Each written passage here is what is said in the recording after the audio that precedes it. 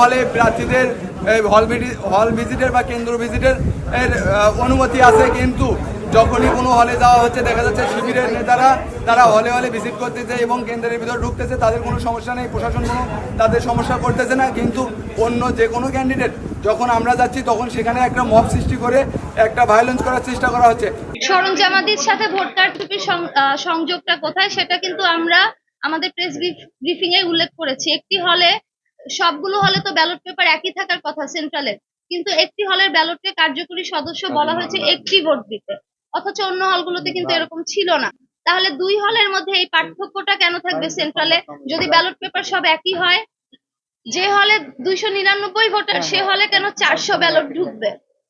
আর যে প্রশ্নটা করলেন যে শিবির প্রশ্ন তুলেছে তারেক রহমানের সাথে তার ছবি আছে, আপনারা জানেন শিবির নেতাদের ছাত্রলীগের সাথে ছবি আছে, শুধু ছবি না, তারা কমিটিতে থাকে, তাদের কাজই তো হচ্ছে গুপ্ত হয়ে থাকা।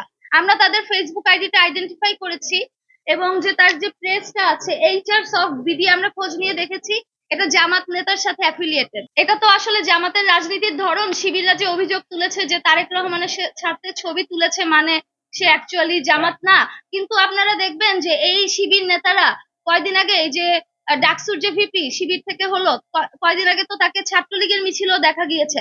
আমার প্রশ্ন, তারা দাবি করছে না কেন যে তারা হচ্ছে ছাত্রলীগ? হ্যাঁ, আমরা দেখেছি যে ফজিলাতুন্নেসা হলের ফ্লোরের মধ্যে ব্যালট গুলো পড়েছিল। শুধু ফজিলাতুন্নেসা হলে না, অনেকগুলো হল থেকে এরকম আমাদের পোলিং এজেন্টরা রিপোর্ট করেছে যে হলের ফ্লোরের মধ্যে ব্যালট গুলো পড়ে আছে। শিবিরের যে পোলিং এজেন্টরা আছে তারা কিভাবে 1 ঘন্টা আগেই ভোট কেন্দ্রে ঢোকার সুযোগ পায়? আমাদের যে পোলিং এজেন্টরা আছে সব পোলিং এজেন্টরা পৌঁছানোর আগেই অনেক হলে ভোট গ্রহণ শুরু হয়ে গিয়েছে। এটা তো স্পষ্ট যে এখানে কারচুপি করা হয়েছে। একটা নির্বাচনী আচরণবিধি এরকম হতে পারে না, ঠিক আছে, কিন্তু তিনি জামাতি, তিনি জামাতের নেতা, এটা হচ্ছে আমাদের ইস্যু। আপনারা জানেন যে তাদের কোনো পদ, আপনারা যে শিবিরের যে আমাদের শুধু আমাদের প্যানেলটাতে কি দেখেন, জিজ্ঞেস করেন যে তাদের প্যানেলে তাদের হচ্ছে কমিটিতে কি পোস্টে আছে, তাহলে আপনারা এর উত্তর পেয়ে যাবেন।